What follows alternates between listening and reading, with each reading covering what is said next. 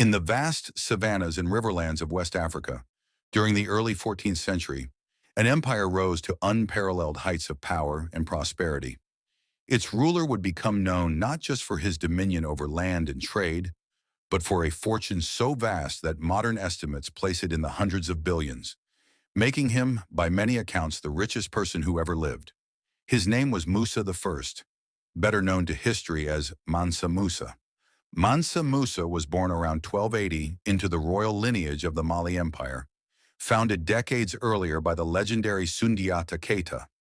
The empire already controlled some of the world's most valuable resources: gold mines in the southern regions of Bambouk and Bure, and vital salt deposits in the northern Sahara. Yet Musa did not inherit the throne directly. He rose through service as a trusted deputy and provincial governor under the previous Mansa, Abu Bakr II. In 1312, Abu Bakr II embarked on an ambitious, some say foolhardy, expedition across the Atlantic with a fleet of ships, seeking new horizons. He and his fleet vanished without trace. Into this void stepped Musa. Crowned Mansa, he inherited an already wealthy realm, but through shrewd governance, military expansion, and masterful control of trans-Saharan trade, he elevated it to its zenith. The source of Mali's and Musa's immense wealth was simple yet profound: gold and salt. These two commodities were the lifeblood of medieval trade. Gold flowed north to feed the coinage of Europe and the Islamic world. Salt traveled south to preserve food in the humid tropics.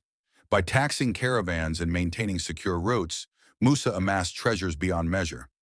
Under his rule from 1312 to around 1337, the empire expanded to encompass modern-day Mali, Senegal, Gambia, Guinea, Niger, Nigeria, Chad, Mauritania, and Burkina Faso, a territory of roughly 500,000 square miles.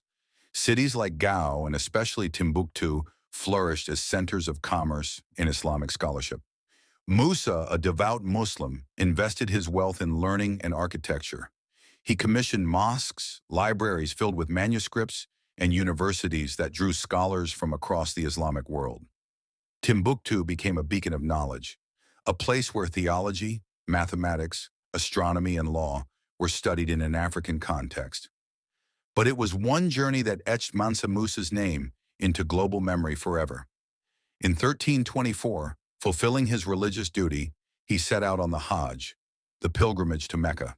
He traveled not as an ordinary pilgrim, but as an emperor. Contemporary accounts describe an entourage of up to 60,000 people: soldiers, officials, servants, scholars, and slaves.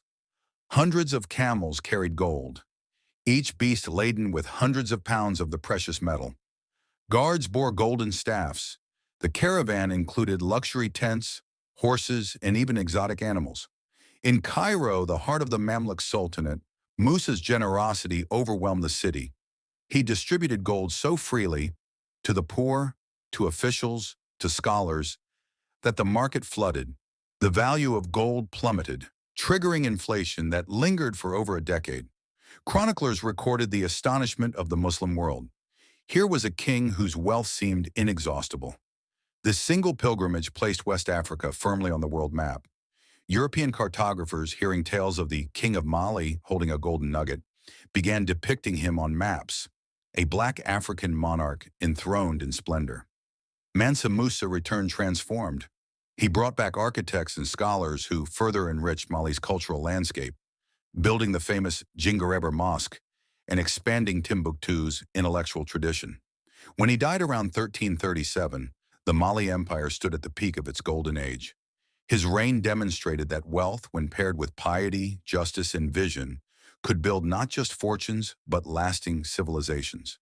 Today, Mansa Musa reminds us of Africa's central role in global history, a story of power, faith, and generosity that still shines across centuries. Thank you for joining this journey through time. Like and subscribe if you'd like to explore more legends of the past.